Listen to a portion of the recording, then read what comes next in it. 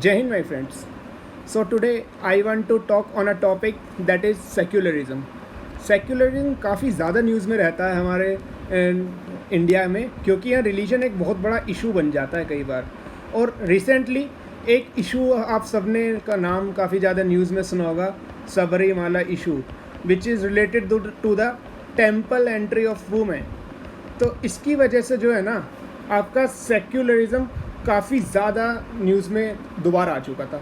सो जो सेक्युलरिज्म है, अगर मैं इसका क्लासिफिकेशन करूँ, देखिए सेक्युलरिज्म की डेफिनेशन जो है अलग अलग है। इसके दो कंसेप्ट हैं आपके, एक वेस्टर्न है और एक इंडियन है। ये डिफरेंट डेफिनेशन है दोनों। So first when we talk about western concept of secularism, western concept says that there is a complete divorce between church and the state। ये जो दोनों हैं इनके बीच में कंप्लीट डाइवोर्स होगा। लाइक पहले जो होता था, चर्च का जो मेन वो पुजारी होता था, जो वो कंट्रोल करता था स्टेट अफेयर्स भी।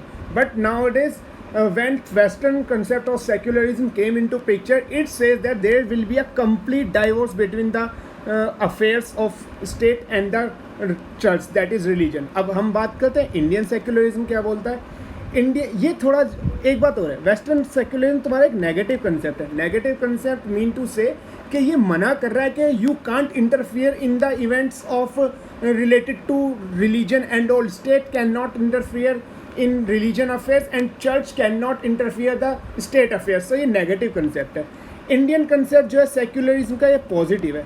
यानी कि ये क्या बोलता है कि state can interfere in any not any religion. If state wants to interfere then it will interfere in all religions equally. it cannot discriminate on the basis of religions in any legislation or in any other type। अगर state को interfere करना है या कुछ promote करना है religion को, तो सब रिलीजन को इक्वली प्रमोट करेगा, वरना किसी को नहीं प्रमोट करेगा। अब हम थोड़ा कॉन्स्टिट्यूशनल पर्सपेक्टिव देखेंगे अपना सेक्युलरिज्म का। देखिए हम जा रहे हैं अपना ID card of the constitution पे, दैट इज़ प्रियम्बल। ये वर्ड देखिए, प्रियम्बल में सेक्युलर लिखा हुआ है, और ये जो वर्ड है सेक्युलर प्रियम्बल के अंदर, it was added by 42nd constitutional amendment which was passed by Indira Gandhi government during the time of national emergency।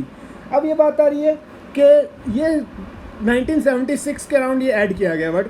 तो कि जब हमें इंडिपेंडेंट मतलब कॉन्स्टिट्यूशन ड्राफ्ट हुआ था अपना, तो जो अपने फाउंडिंग फादर्स थे, doctor Bhimrao Ambedkar and all, क्या उन्होंने तब जो ही नहीं समझा क्या इंडिया में सेक्युलरिज्म होना चाहिए?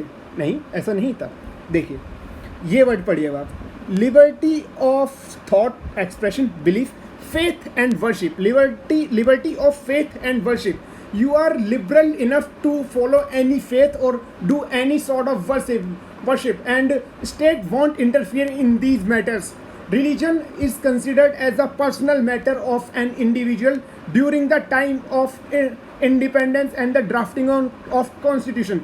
अब इस वर्ड का, इस फ्रेज का जो मतलब है ना, इसका मतलब ही सेक्युलरिज्म होता है। तो जो ये वर्ड है, इसका होना ना होना बराबर ही था। It was just intervention done by Indira Gandhi government for the sake of amending the constitution. Also 42nd constitution amendment को हम मिनी कॉन्स्टिट्यूशन भी बोलते हैं। ये अलग टॉपिक हो जाएगा, we will discuss about it later on.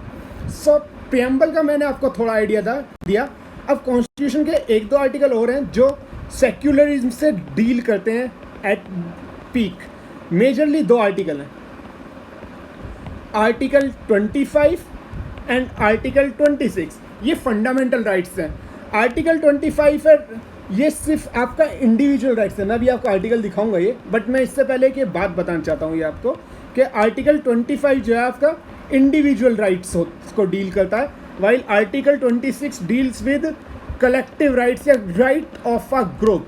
और कॉन्स्टिट्यूशनल टर्म्स में बोलूँ तो रिलीजियस डिनोमिनेशन, इनके राइट्स को वो डील करता है आर्टिकल 26।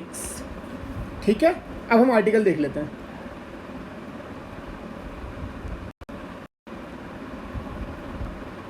देखिए बस हमें ऊपर की हेडिंग पढ़नी है, freedom of conscience and free profession practice and propagation of religion. Propagation of religion या प्रैक्टिस ऑफ रिलीजन में एक अलग रेस्ट्रिक्शन है कि for the sake of propagating any religion you can not force anyone to convert his or her religion according to your religion. ये नहीं कर सकते आप अपना रिलीजन प्रमोट कर सकते हैं, but on the same hand you can not force anyone to convert his or her religion. ये आपका एक पर्सनल, एक इंडिविजुअल के राइट से डील करता है आर्टिकल 25। और जो आर्टिकल 26 है आपका, ये करता है रिलीजियस, देखिए ये रहा वो वर्ड, रिलीजियस डिनोमिनेशन से। रिलीजियस डिनोमिनेशन क्या होता है? रिलीजियस डिनोमिनेशन होने के लिए वो जो एक, इसका मैं एक आपका एग्जांपल दे देता हूँ, जैसे आर्य समाज हो गया, वो एक रिलीजियस डिनोमिनेशन का एग्जांपल है कि उसका एक यूनिक नेम होना चाहिए, उसका एक यूनिक कल्चर होना चाहिए जो वो फॉलो कर रहा है, और एक उसकी एक प्रॉपर ग्रुप होना चाहिए, सेक्शन ऑफ सोसाइटी होना चाहिए जो उसकी आइडियोलॉजी या फिलॉसफी को फॉलो करता हो।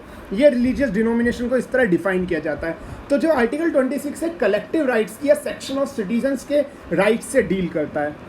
अब इंडियन गवर्नमेंट स्ट्राइव करती है कि सेक्युलरिज्म अचीव हो, but due to some reasons we are not able to achieve it thoroughly. और आज के सेशन में मैंने थोड़ा डीपीएसपी पे भी थोड़ा आइडिया दिया था आपको। उसमें एक आर्टिकल है हमारा आर्टिकल 44, यूनिफॉर्म सिविल कोड, ये बोलता है।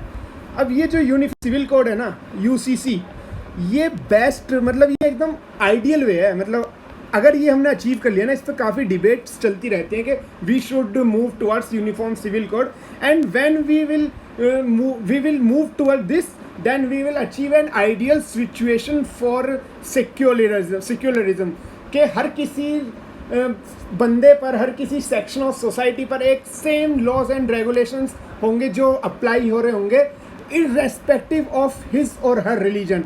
इस कंसेप्ट में पूरी तरह से रिलीजन फेज आउट हो जाएगा। अभी हमने ट्रिपल तलाक देखा था, ट्रिपल तलाक पास आउट करा है इसका एक्ट पार्लियामेंट ने लास्ट ईयर। तो ये भी थोड़ा इसी रेस्पेक्ट में, इसी डायरेक्शन में मूव करते दिखाई दे रहे हैं हम कि ट्रिपल तलाक वॉयलेटिव था यूनिफॉर्म सिविल कोड का, क्योंकि ये मुस्लिम सोसाइटी के लिए अलग लॉज गवर्न करते हैं और हिंदू सोसाइटी के लिए अलग लॉज होते हैं। तो it is somehow violative of uniform civil code.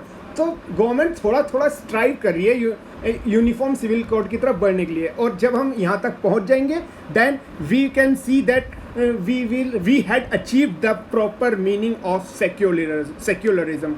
So that's all for the timing. Thank you all everyone. Take care. Good night. Stay safe.